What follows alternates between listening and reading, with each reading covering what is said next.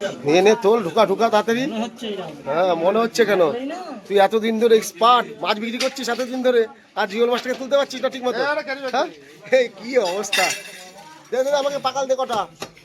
তো আজকে দারুণ দারুণ মাছ এনেছিস, সব সময় দারুণ দারুণ মাছ আনে ভালুকা নতুন বাজারে।